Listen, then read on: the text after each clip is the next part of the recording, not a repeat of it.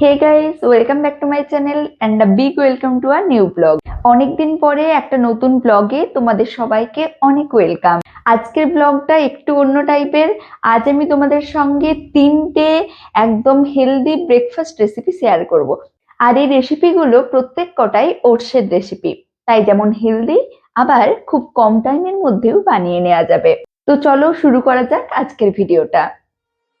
তো আমার ফার্স্ট রেসিপির জন্য এদিকে আমি নিয়ে নিলাম কিছুটা পরিমাণ ওটস। এখানে আমি 5 চামচ পরিমাণ ওটস নিলাম। এরপর এতে অ্যাড করলাম টক দই আর চিয়া সিড। তারপর ভালো করে মিশিয়ে নিয়ে আমি এই মিশ্রণটাকে ওভারনাইট ফ্রিজে রাখবো। আর সত্যি বলতে কি, এই ব্রেকফাস্ট রেসিপিটা খুব সুন্দর হয়, তোমরাও একবার ট্রাই করে দেখো। তারপর আমি ফ্রিজ থেকে বের করলাম সকালে। এরপর আমি এতে অ্যাড করলাম কিছুটা ফল। এখন যেহেতু আমের সিজন, তাই আম অ্যাড করলাম আর অ্যাড করলাম কিছুটা ড্রাই ফ্রুট। ব্যাস রেডি আমার আজকের ব্রেকফাস্ট। তবে তোমরা চাইলে এতে মধু অ্যাড করতে পারো। আর এটা বানানো যেমন সহজ, তেমনি খুব হেলদিও। তো আজকে আমার সেকেন্ড রেসিপি হলো ওটসের স্মুদি। তো তার জন্য আমি এদিকে একটা মিক্সিং বলে নিয়ে নিলাম কিছুটা পরিমাণ ওটস, ওই 5 চামচ পরিমাণ নিলাম। তারপর আমি এতে দিলাম 1 কাপ পরিমাণে দুধ। এরপর আমি এতে অ্যাড করলাম একটা কলা এবং আগের থেকে ভিজিয়ে রাখা কিছুটা কাজু এবং আমন্ড। তারপর ভালো করে ব্লেন্ড করে নিলাম। আর সত্যি বলছি, এটা খেতে যেমন টেস্টি হয়, তেমনি অনেকক্ষণ পর্যন্ত পেট ভরা রাখে। তো তোমরা খুব সহজে এটা বানিয়ে নিতে পারো। আর একদম লাস্টে আমি এখানে অ্যাড করলাম কিছুটা পরিমাণ মধু।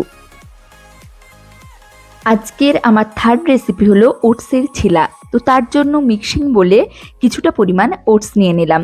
তারপর ভালো করে ব্লেন্ড করে নিলাম আর এটাকে ট্রান্সফার করলাম একটা বোলে। অন্যদিকে আমি গ্রেড করে রেখেছি কিছুটা পরিমাণ গাজর। এরপর এই গাজরটা আমি অ্যাড করে দেব এই ওটসের মিশ্রণটাতে। তারপর আমি এখানে দিলাম কিছুটা পেঁয়াজ কুচি, তবে তোমরা চাইলে লঙ্কাও অ্যাড করতে পারো। এরপর আমি এতে দিলাম পরিমাণ মতো লবণ। তারপর ভালো করে জল দিয়ে মিশিয়ে নিলাম এবং ঠিক এরকম একটা ব্যাটার রেডি করলাম। এদিকে একটা ফ্রাইং প্যান গরম করে অল্প পরিমাণ তেল দিয়ে ব্রাশ করে নিলাম। তারপর এই ব্যাটারটা এখানে দিয়ে নিলাম। এরপর একটা পিঠ হয়ে গেলে আমি ভালো করে উল্টে নেব। আর খুব সহজেই ওই 10-15 মিনিটের মধ্যেই কিন্তু রেডি হয়ে যাবে এই ওটসের ছিলা।